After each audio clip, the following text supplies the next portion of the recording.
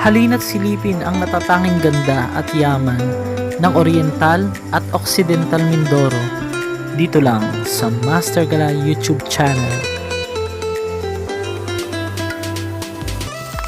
So ito na yung egg.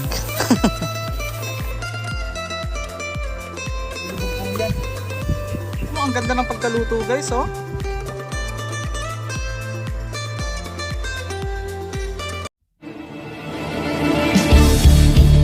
Si Master Gala, mag-isang gumagala sa mga sementeryo.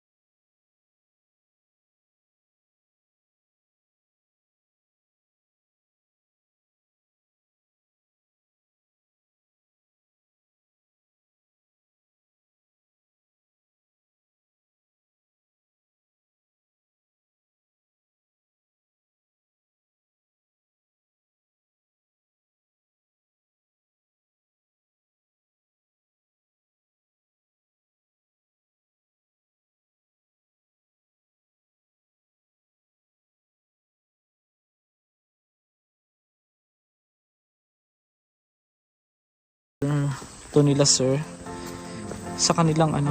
Ay, ang ganda naman. Pwede mong maligo. Charot. Kinikilabutan ako sa ganda.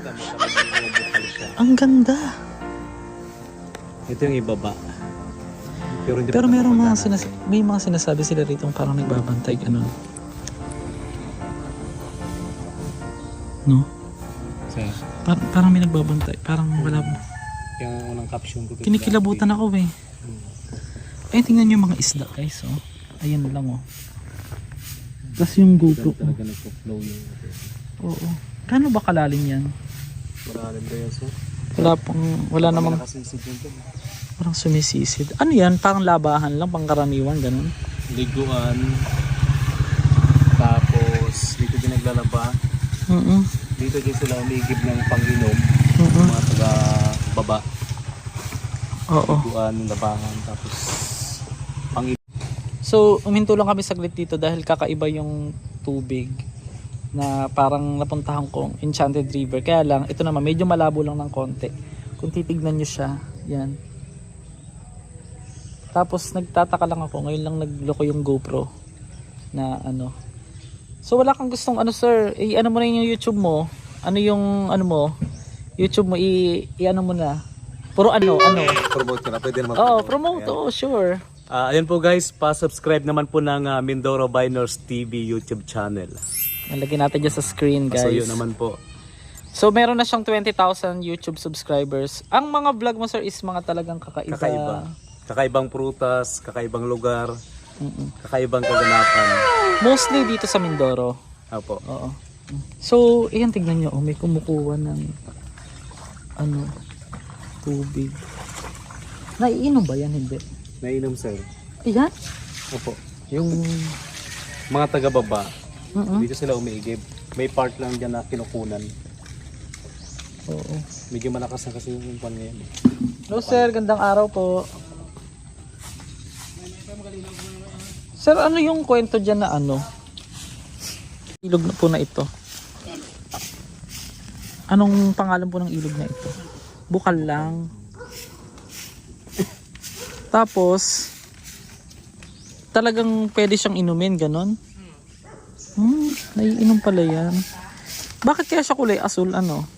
Hindi ba mga babaw pa kasi mga kulay asul na talaga yan. Ah, mas aasul pa yan. So mamaya palalim mo siya. Sige po, babalik po kami mamaya. Puntahan lang namin yung ano. Puntahan natin yung sa taas. o yung sa taas.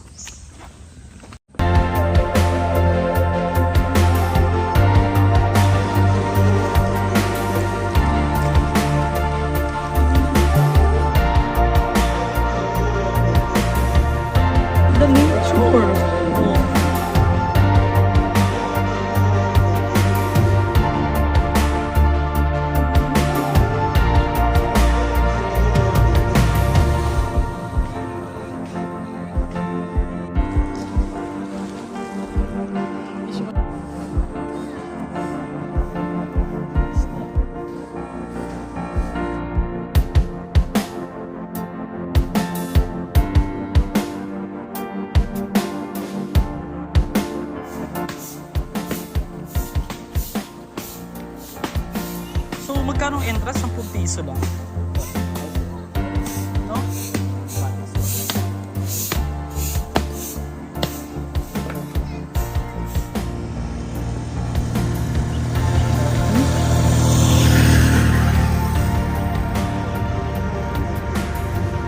Finally, nandito na tayo.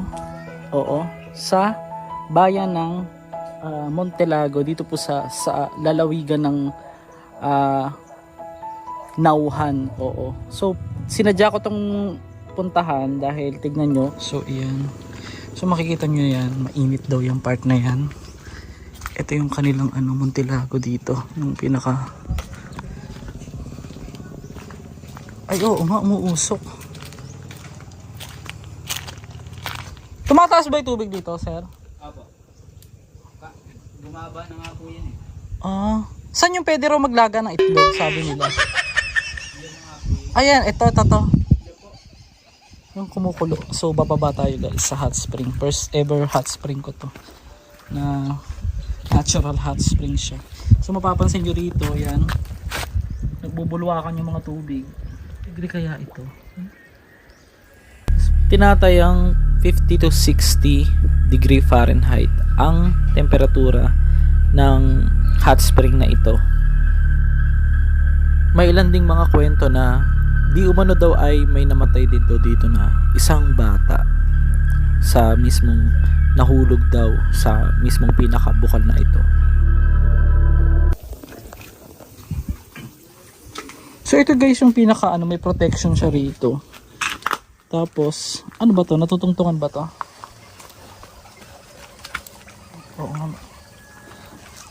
Tingnan mo, kumukulo. Tapos ito yung Nawan Lake. Isa sa pinakamalaking lake sa Pilipinas.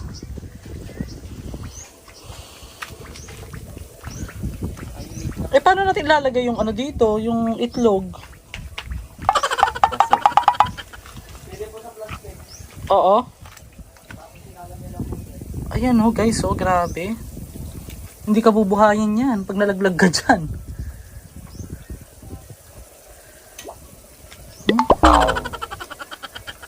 Ano to, mainit pa to sa bagong kulo? Opo. Wala ba yung pwedeng liguan? Liguan pong Yung parang pwede siyang liguan. Yung pong hot spring? Oo. Wala dito? Sobrang init po kasi. So pag ito namang hinawakan mo guys, hindi siya mainit masyado. Maligam-gam lang. Pero unlike nitong isang bukal na ito, hindi mo siya pwedeng hawakan. At delikado nga. Tignan mo naman, kumukulo-kulo. Pwede ka na maglaga ng egg. Pagka nilagay yung egg dito, sir, mga gaano katagal? 2 oras din? Lumaki yung tubig. So dito pa lang guys, pag tinungtong mo yung paa mo, sobrang init, hindi tatagal talaga. Ang init. Aray. Ay, grabe siya. Mainit talaga. Kaya pala pwedeng...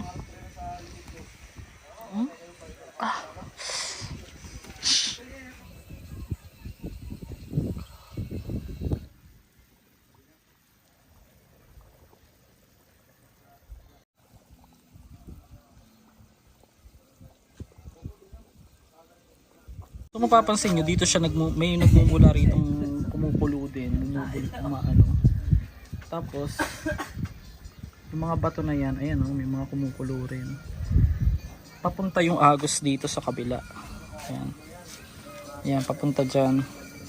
Kaya, pag nandito ka, ang maaamoy mo guys, medyo parang amoy sulfur, o parang amoy yung ng itlog, yung basta amoy itlog na hindi mo maintindihan. Ganun ang amoy niya.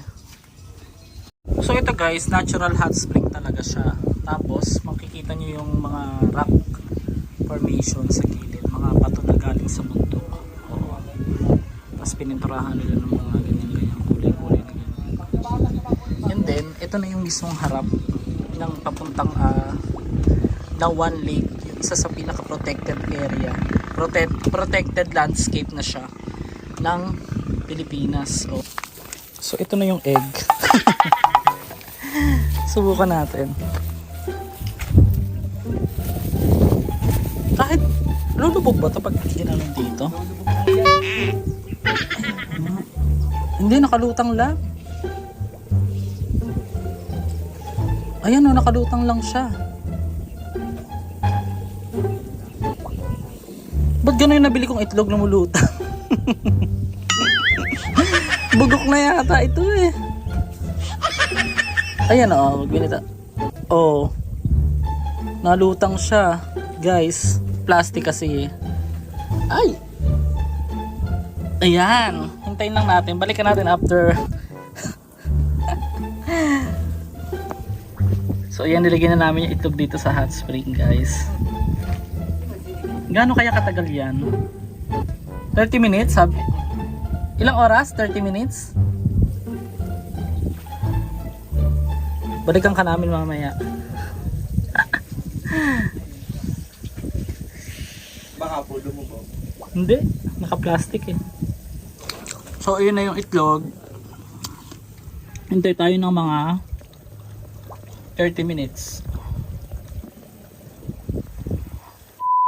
Ito, habang hinihintay nating malaga ang itlog ni Master G, ay mag-aano tayo, papalipad tayo ng drone. Tignan natin kung gaano kaganda itong palibot nitong Nauhan River or Nauhan Lake pala. Iba kasi yung lake sa river eh. Comment below ano ba yung pinagkaiba nila. Pero sa tingin ko, ang river kasi bukod sa spelling at saka lake, magkaiba sila. Natural na nanggagaling yata. Hindi siya umaagos pag lake. Ewan ko lang comment below. Hindi kasi ako matalino eh. Baka matalino ka, comment ka. So, pagkatap tayo ng drone. Guys, pagka hindi cemetery yung vlog ko, sana pinapanood nyo, no? Pinatapos nyo rin. Kasi, papasyal ko kayo sa ganda ng Pilipinas. Igagala ko kayo. So, magpalipad tayo ng mga drone sa mga boys para makita ni Gerald na. Hi Gerald, shout out sa'yo. Kamusta ka na dyan sa Purview? Alam ko maiinggit ka kung nandito ka.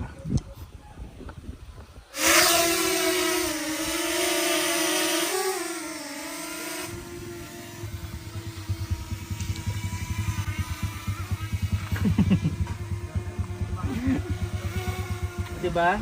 Daming boys dito, Gerald, wala ka.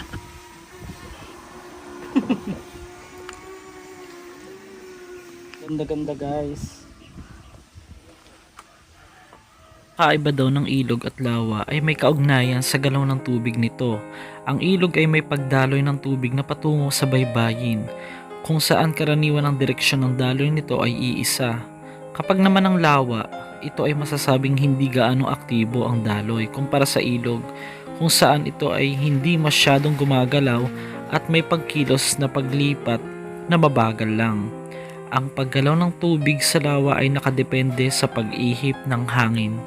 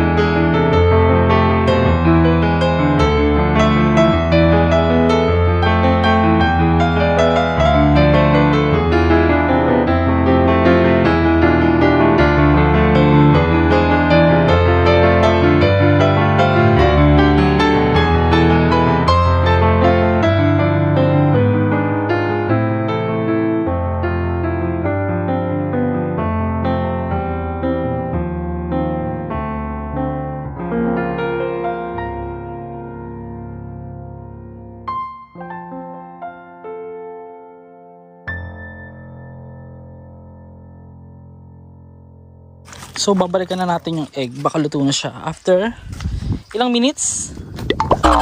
30 na ba? So Mahigit, no? Ay, oo. Lumubog, medyo palubog na.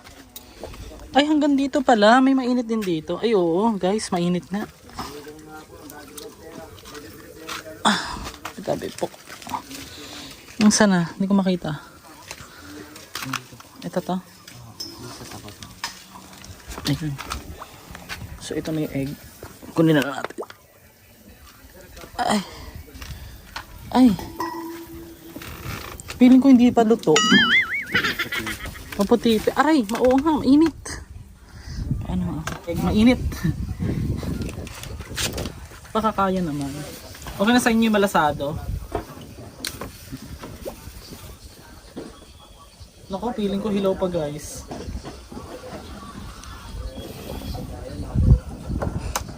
Tingnan mo nga, punta ka.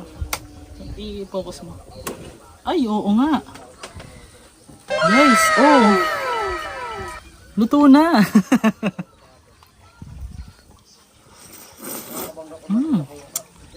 Naluto siya. Medyo malasado nga lang. Ang init.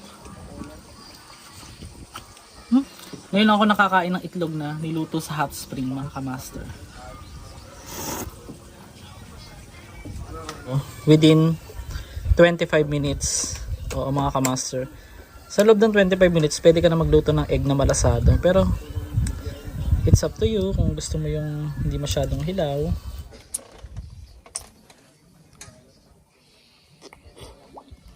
Ang ganda ng pagkaluto guys, oh.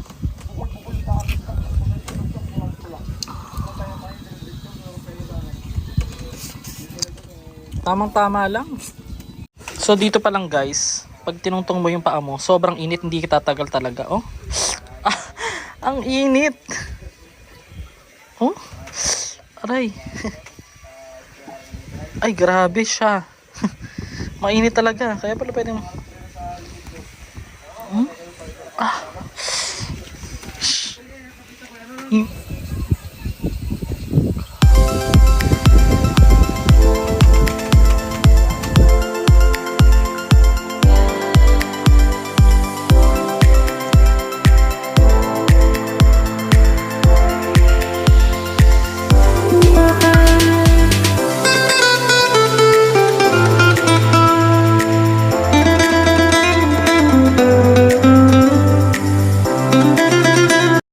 Thanks for watching. Please don't forget to like, share, or subscribe for more videos and follow our Facebook page at Real Master Gala. Click the link below. Thank you.